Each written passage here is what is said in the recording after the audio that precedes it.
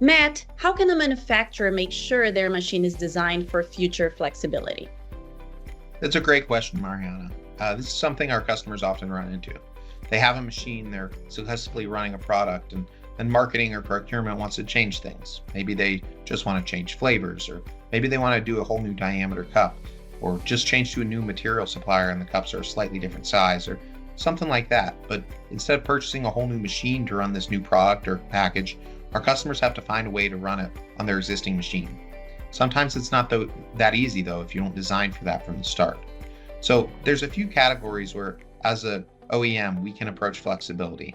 And so we'll start with adjustability in the current stations. Let's take yogurt and cups for example. So let's say our customer's running yogurt and cups.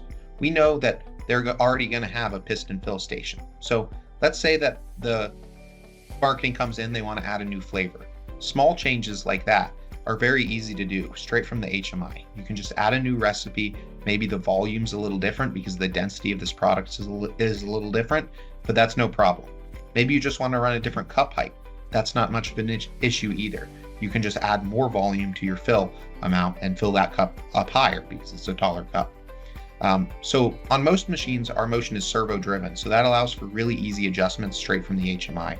You always want to avoid manual adjustments, and your OEM should always be able to design adjustment into the machine that's automated. Okay, that sounds great for smaller changes, as you mentioned, but what if someone needs to change to a totally different product? Yeah, that's a great question as well. So beyond just the flexibility in the current stations, it's important to consider future implications and possibilities. So let's stick with that yogurt example for yogurt and cups. Say marketing wants to add a whole new product that might have granola on top. So we already have our yogurt filling station, but now we need to add a solid filling station, like a multi-head wear that we're integrating into the machine. For this, we need to make sure that from the start, we've designed the machine to have room to fit that extra station. Or let's say marketing wants to change to a different lidding type. They might use roll stock now and they want to change to aluminized pre-cut lids. Well, we need to make sure that we can add both of those lidding stations into the machine. And we have some machines that run both types of lids with less than 5-minute changeover. These are types of changes that as long as we know it's a possibility from the start, even if it's not going that way from the beginning, we know that we can add that possibility into the design. That's great. So we covered how to allow and adjust for a new and different product, but how to make sure you can change back and forth between these different products quickly. Yeah, that's a great question, Mariana. So here we're talking about quick change features. We want to make sure that we can change out between different diameters or sizes of containers very quickly.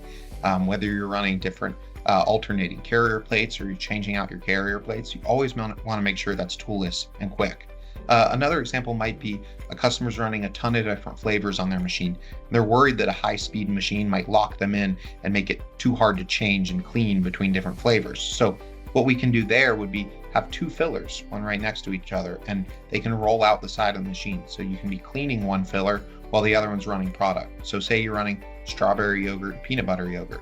Strawberry can be being filled into cups, and then as soon as that run is done, a different filler can be rolled into the machine, and you're running peanut butter cups while a strawberry hopper is being cleaned. So it makes for really quick changeovers to allow for future flexibility between product types. So I know that was a lot of information, but really these are just a few examples of ways to improve flexibility in your machines. There's a ton more different ways we can go as machine designers. Ultimately, it's really critical that our customers come to us from the start and let us know what might happen in the future. And they don't always know, but as long as we can design space and possibility into the machine, we can lower the risk because you know that no matter what marketing throws at you, this machine will always be used. Well, Matt, thank you so much for this fantastic explanation. And if you want to learn more about flexibility in machinery, contact Waldner North America, Waldner at wnapt.com. Thank you.